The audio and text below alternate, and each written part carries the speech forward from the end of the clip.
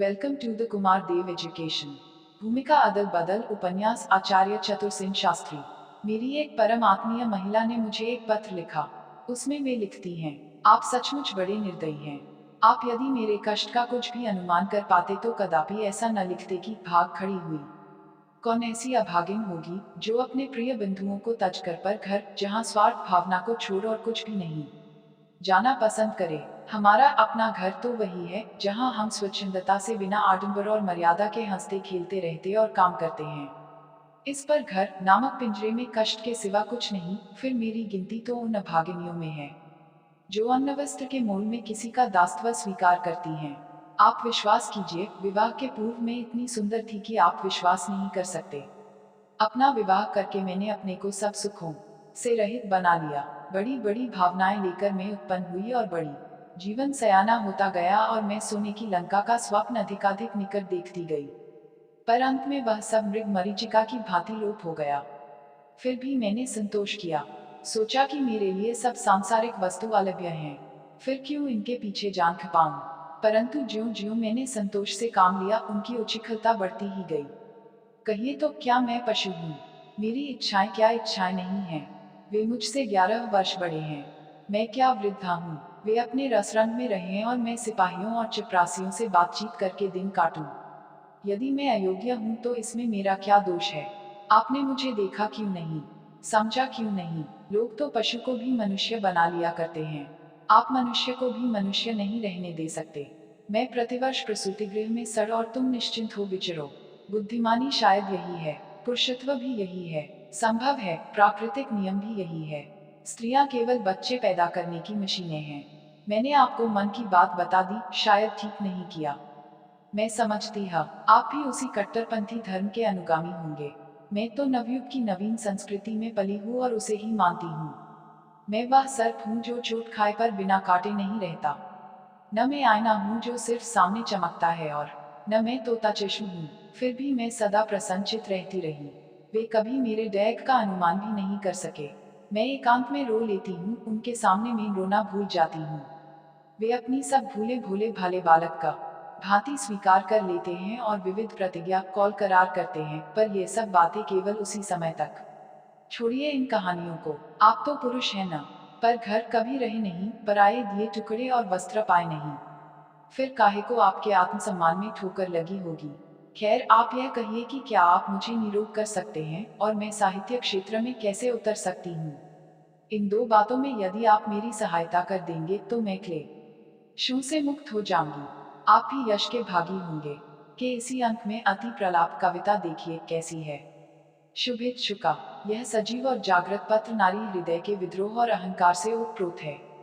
यह महिला संस्कृत, हिंदी और अंग्रेजी की अच्छी पंडिता हैं। हिंदी कविता सुंदर करती हैं, पर पति महाशय हिंद नहीं बोल सकते, उनकी मातृभाषा अंग्रेजी है। इसलिए पति घर नहीं पर घर में उन्हें अंग्रेजी ही बोलनी पड़ती है। एक उच्च कोटि के पाश्चात्य शिक्षित और उच्च पदाधिकारी युवक में जो दुर्बलताएं शिक्षा, संस्कृति तथा वातावरण के कारण होती हैं, वे सब उनमें हैं। देवी जी का यह पत्र सिर्फ अकेली उनकी आत्मा का स्वर नहीं, सहस्रों बेबस अबलाओं की विकल आत्मा का सरोष रुदन है।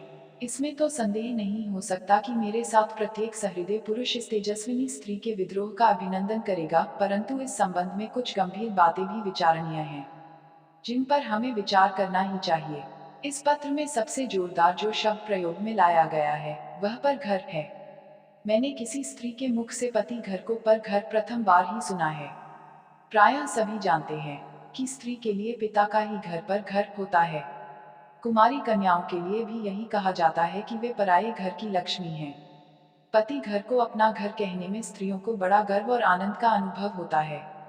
जब स्त्री पति घर को पर घर कहे, उसकी अंतर्वेदना का अंत नहीं और वह सर्वाधिक अनाथा और निराश्रिता है, भले ही वह पति और परिजनों से संयुक्त ही हो।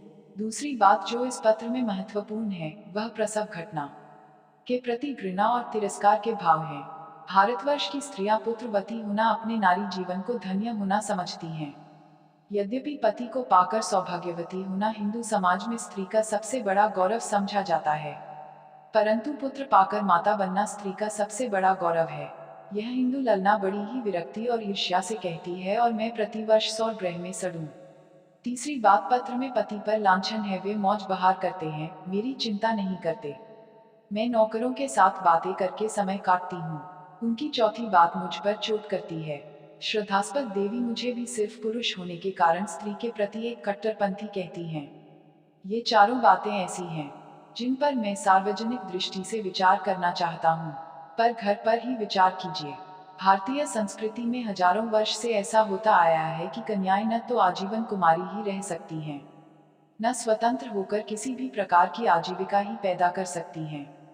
यद्यपि पाश्चात्य शिक्षा और विचारों के प्रभाव से आज भारतीय उच्च शिक्षा प्राप्त युवतियां कम से कम असाधारण देर तक विवाहिता रहकर स्वतंत्र जीविका के कार्य करने लगी हैं, मैंने यह गंभीरतापूर्वक देखा है कि इन स्त्रियों का पति और पति घर को छोड़कर पृथ्वी पर कहीं भी अवलंबन नहीं है।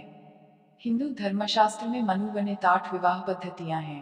पहला सर्वोत्तम ब्राह्म विवाह है, जिसमें पिता अपनी अलंकृता कन्या को वर को दान देता है। दूसरा देव विवाह है, जिसमें यज्ञ कराने वाले पुरोहित को दक्षिणा के तौर पर कन्यादान दिया जाता है।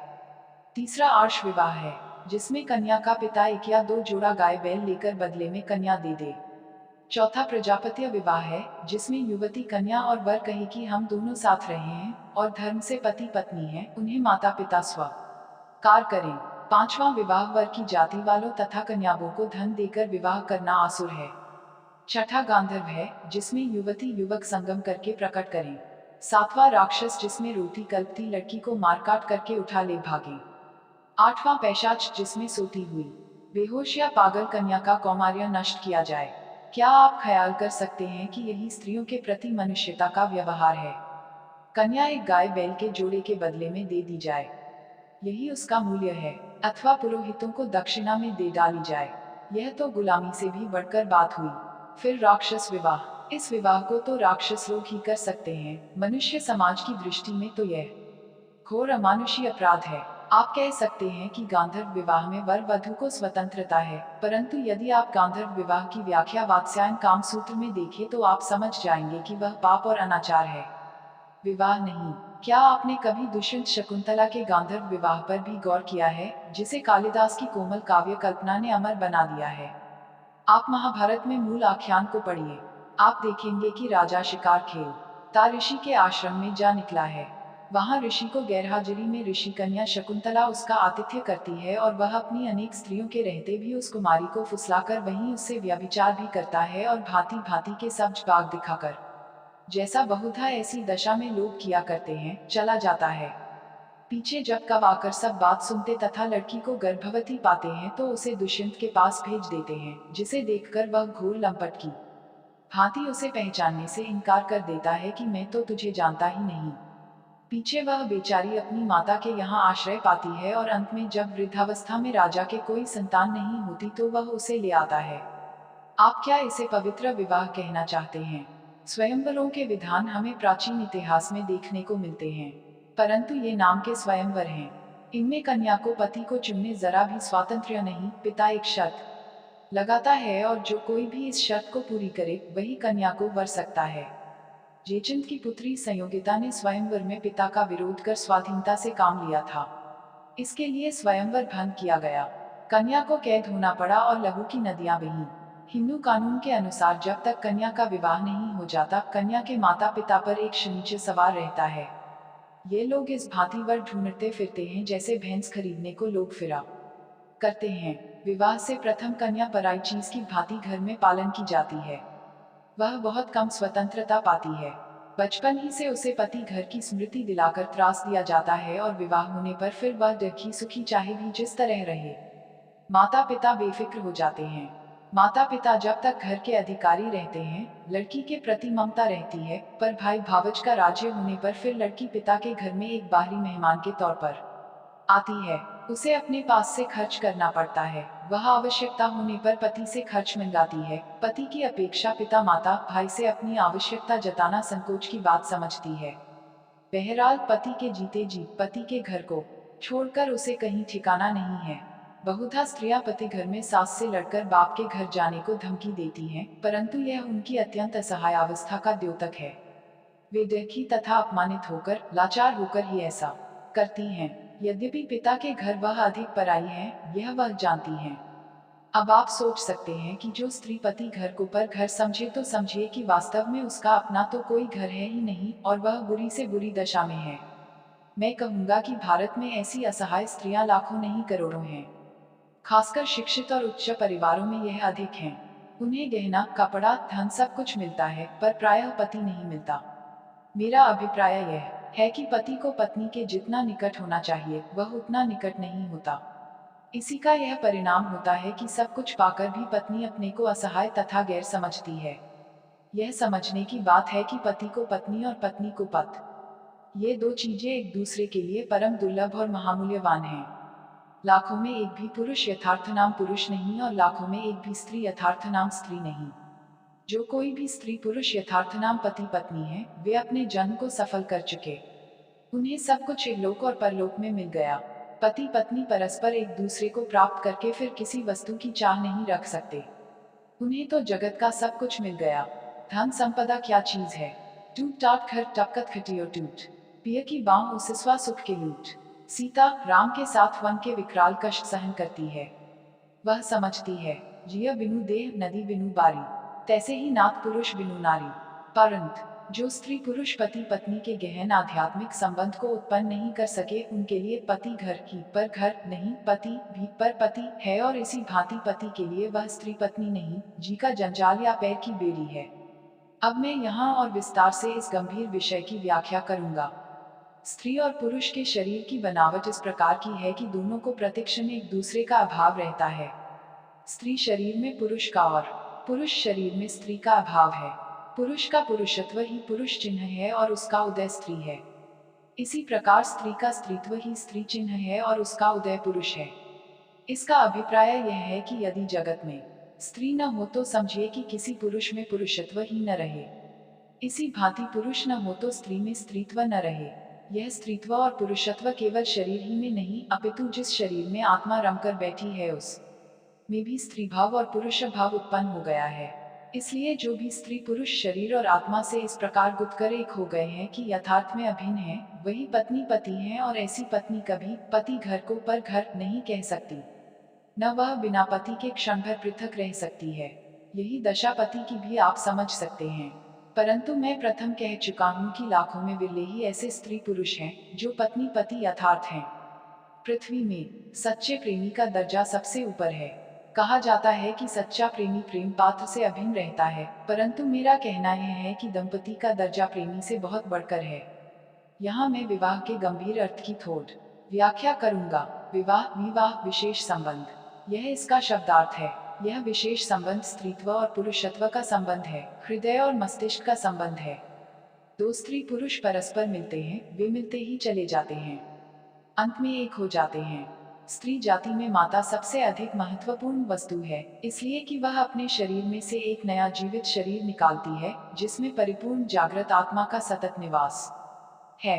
परंतु जिस क्षण से वह शरीर माता के शरीर से पृथक होता है बस पृथक ही होता जाता है।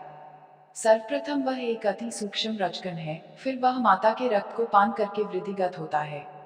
वह पिता की मेधा प्रतिभा और उस तथा स्थैर्य पाता है और माता का स्वभाव हृदय और भाव। जब वह परिपूर्ण हो जाता है उसका हृदय स्पंदित होने लगता है और प्रसव के बाद उसका एक अलग अस्तित्व हो जाता है। ज्यों ज्यों वह बालक बड़ा होता है वह बाह्य संसार में प्रविष्ट होता जाता है। माता से प्रतिक्षण वह दूर ही रहता है। अंत में केवल श्रद्धा और आदर ही माता की संपत्ति रह जाती है, परंतु जब वह अपने जीवन के पूर्ण उसको पहुंचता है अर्थात युवक होता है तब एक स्त्री उसे पत्नी के रूप में मिलती है। वह बिल्कुल अपरिचित है, भिन्न कुल और गोत्र की है, परंतु पत्नी होने के बाद वह प्रतिक्षण उसके निकट आती है। और वह निकट ही नहीं प्रत्युत दोनों परस्पर एक दूसरे में प्रविष्ट होते हैं, न केवल शरीर से प्रत्युत आत्मा से भी। आज जगत में ऐसे करोड़ों उदाहरण हैं कि पति पत्नी के संबंध के आगे माता पिता तक त्यागे जाते हैं, सब कोई गैर बन जाते हैं।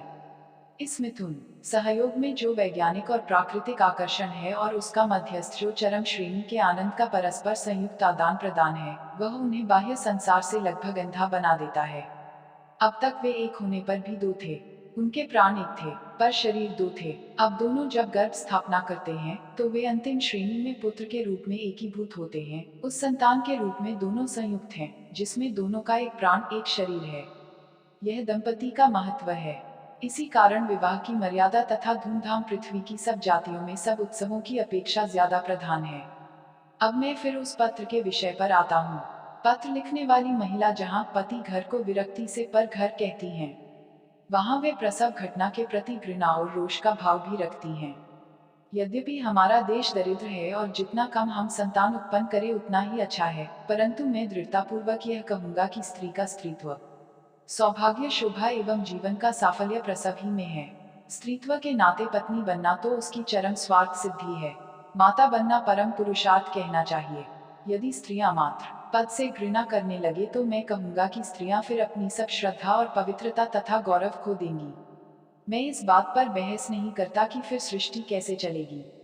कल्पना कर लीजिए कि बच्चे मशीनों से विज्ञान द्वारा बनने लगेंगे, परंतु मेरा कहना तो यह है कि मातृत्व स्त्री जाति का एक ऐसा अस्तित्व है कि जिसके बल पर स्त्री जाति सदैव पूजी जाती रहेगी। यदि स्त्री में से मातृत्व निकाल दिया जाए तो फिर समझिए कि वह वर्ग से च्युत हो गई। बिना संतान पुरुष अपने गौरव की रक्षा कर सकता है, स्त्री नहीं। मैं आपको वेश्याओं की मिसाल दूंगा। वेश्या जाति की स्त्रियां मात्र पद से वंचित अभागिनी स्त्रियां हैं। यद्यपि वे भी संत न प्रसव करती हैं, पर उन्हें माता पद प्राप्त नहीं है। माता पद उन्हीं को प्राप्त होगा जिन्हें पति प्राप्त है और धर्मतः दंपति हैं। वेश्याएं दंपति नहीं, पत्नी नहीं। उनका स्त्रीत्व और पुरुषत्व से मुक्त सहवास है। वह अस्थायी है और धन उसका प्रधान माध्यम है। इसलिए वेश्या जब अपने यौवन को समाप्त कर चुकती है तब वह सब प्रतिष्ठा और गौरव से पतित हो जाती है। उसे कुटनी पद मिलता है और उसकी वृद्धावस्था उसकी वावस्था की अपेक्षा अधिक पापमय हो जाती है। परंतु दंपति धर्म में दीक्षा प्राप्त स्त्री ज्यों ज्यों यौवन से ढलती है, पुत्र पौत्र परिजनों से संयुक्त रहती है, पवित्रता, श्रद्धा, सम्मान और गौरव की पद पद पर वृद्धि पाती है। पुरुषों से कहीं अधिक स्त्रियों का आदर होता है। कुपुत्र भी माता की ओर सदा झुकता है। माता बनकर ही स्त्रियां जीवन का ध्येय पाती हैं। इसलिए जो स्त्री मातृपद से घृणा करे उस स्त्री के दुर्भाग्य पर हमें दया करनी ही चाहिए।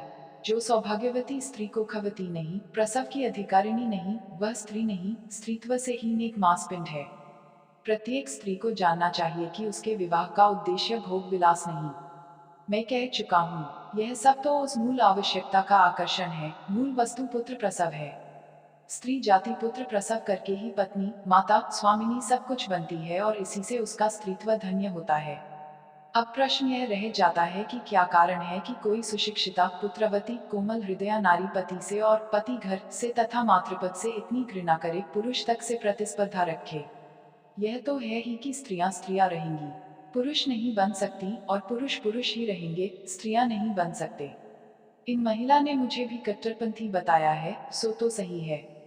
मैं स्त्रियों को पुरुषोचित कामों में लाना बेवकूफी समझता हूँ। मैं तो स्त्रियों को स्त्री ही रखना चाहता हूँ।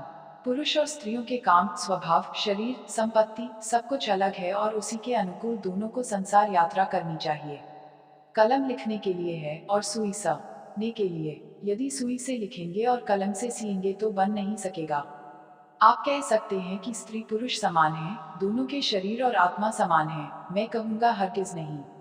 स्त्री पुरुष कभी समान नहीं, दोनों असमान रहेंगे, और उनके समान बनने की चेष्टा करना संसार में आफत लाने का कारण होगा। यहाँ मैं यह नहीं कहता कि स्त्री छोटी और पुरुष बड़ा है, स्त्री तुच्छ और पुरुष श्रेष्ठ है। मैं तो केवल यह कहता हूँ कि दोनों पृथक वस्तु हैं, अपने अपने स्थान पर प्रत्येक का महत्व है। उसी स्थान पर प्रत्येक को अपने कर्तव्य का पालन करना चाहिए। उपर्युक्त पत्र में दो बातें मुझे मालूम पड़ी। एक यह कि यह आदरणीय महिला अपने दिमाग में उस पश्चिमी जहरीली हवा को थोड़ा बहुत भरे हुए हैं जो स्त्री जाति को असहाय बना रही है। हम क्यों पुरुष के अधीन रहें, क्यों प्रसव करें, इससे स्वास्थ्य और यौवन नष्ट होता है, 6 पे पल्ले बंधती है। हमारा विवाह का उद्देश्य यह है कि पति रुपये का ढेर कमाकर हमें दे। मोटर हो, बंगला हो, पति प्रतिक्षण पालतू कुत्ते की भांति दुम हिलाता हमारे चारों तरफ जिम्नास्टिक के जैसी कसरत करता रहे, रंग बिरंगी साड़ी लाए पहना कर देखे। इसके बाद सब दरवाजे बंद करके गड़प अंधकारपूर्ण कमरे में दोनों परस्पर के शरीर और प्रेम को खूब खाएं और जो बचे सो बिखेरें। स्त्रियां समझती हैं कि पति के रत्ती रत्ती प्रेम पर, शरीर पर, संपत्ति पर, सर्वस्व पर सिर्फ हमारा ही अधिकार है। मैं स्त्रियों के इस पागलपन के दावे को कतई खारिज करता हूँ। पहली बात तो यह है कि पति पत्नी को अपना संपूर्ण प्रेम एक दूसरे ही में नहीं खर्च करना होगा, उसके दावेदार हिस्सा बटाने वाले और भी हैं।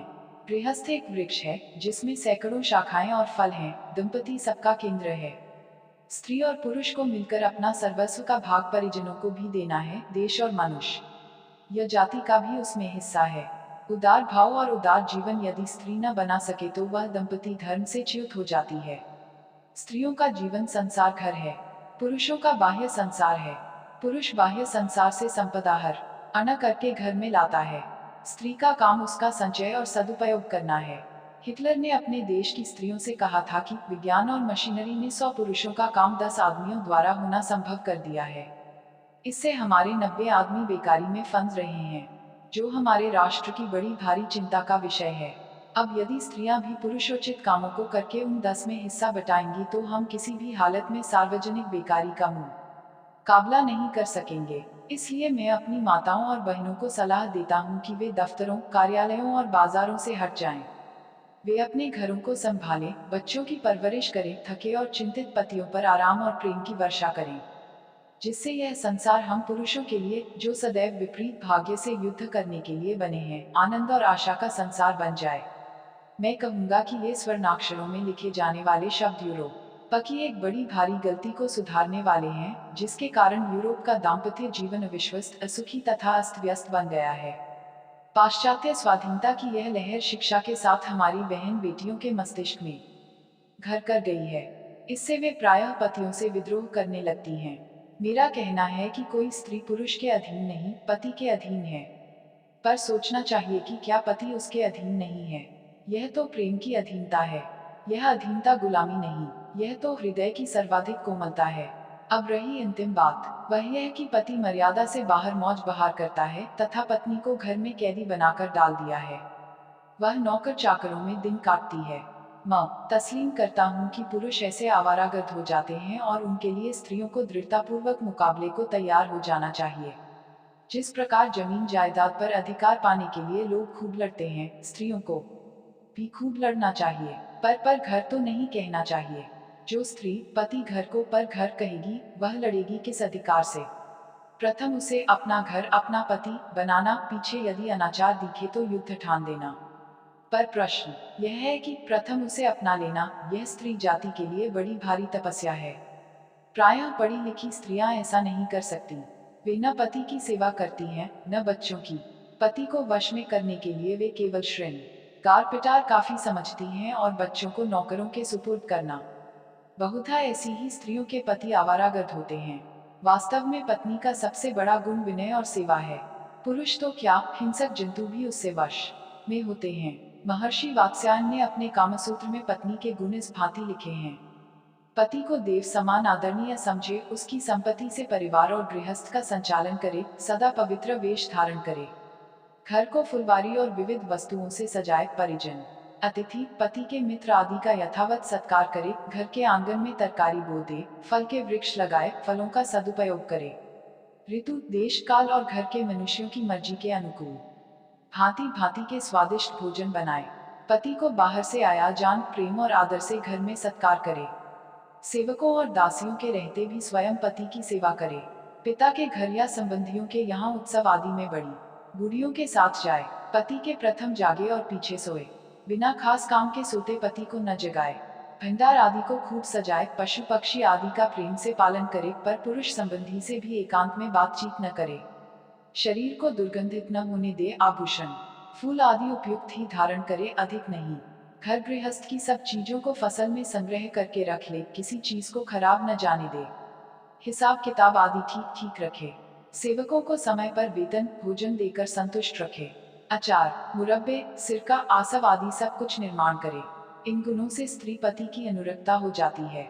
संक्षेप में निष्कर्ष यह है कि स्त्रियों को पति और पति घर से पूरी ममता, प्रेम और आत्मीयता रहनी चाहिए। उस घर और घर से संबंध रखने वाली प्रत्येक वस्तु की रक्षा और पालन का ध्यान रखना चाहिए। जिस प्रकार बीज गलकर वृक्ष उगता है, उसी भांति गृहस्थ के खेत में स्त्री को गल जाना चाहिए। ये उस गृहस्थ से भिन्न उसका कोई व्यक्तिगत स्वार्थ नहीं रहना चाहिए। स्त्री को सब परिस्थितियों को युक्ति और अध्यवसाय से अनुकूल और सौम्य बनाकर अपना जन्म धन्य करना चाहिए। पति या घर का कोई भी व्यक्ति, चाहे वे सास ससुर गुरुजन ही क्यों न हों, कोई अनाचार करे तो तुरंत वीरतापूर्वक अंत युद्ध छेड़ देना चाहिए और वह उस समय तक बंद न किया जाना चाहिए जब तक कि विरोध के कारण जड़मूल से नष्ट न हो जाएं। अपने प्रियजनों से युद्ध करना शत्रु से युद्ध करने की अपेक्षा भिन्न वस्तु है। शत्रु से युद्ध तो शत्रु को नष्ट करने के विचार से किया जाता है, परंतु अपने प्रियजनों से युद्ध का अभिप्राय यह होता है कि दोनों में जो भिन्नता या विरोध है, जिससे विश्वास और प्रेम की लता सूखती है, वह नष्ट हो जाए, दोनों एक हो जाएं। एक रस एक प्राण एक ही भूत। इस अंतर्युद्ध में जो काया बने, जो तरह दे, जो ढील छोड़े, वह अपने ही घर का, जीवन की शांति का शत्रु है। हाँ, मैं कहूँगा कि यदि अपराध करने पर पति को डांटना पड़े तो अवश्य डांटना चाहिए। यद्यपि डांटना घृणास्पद चीज है, पर लोग स्त्रियों को डांटते हैं, बच्चों को भी डांटते हैं, जब तक का डांटना दंड के विधान में जारी है। घोर अपराध जैसे शराब, जुआ, व्यभिचार, धूर्तता, क्रूरता आदि के बदले पति को डांटना, भोजन बंद कर देना आवश्यक है। सुखी परिवार में पति पत्नी दोनों परस्पर विश्वास, प्रेम और आदर भाव रखें। दोनों अपने कर्तव्य में दृढ़ रहें। आवश्यकता पड़ने पर दोनों को सीमित संयमित रखने में समर्थ रहें। यही दाम्पत्य जीवन में सुख शांति देने वाली बात है। अपने घर को पर घर बनाने से काम नहीं चलेगा। चतुर Singh. Thanks for watching. Like share and subscribe.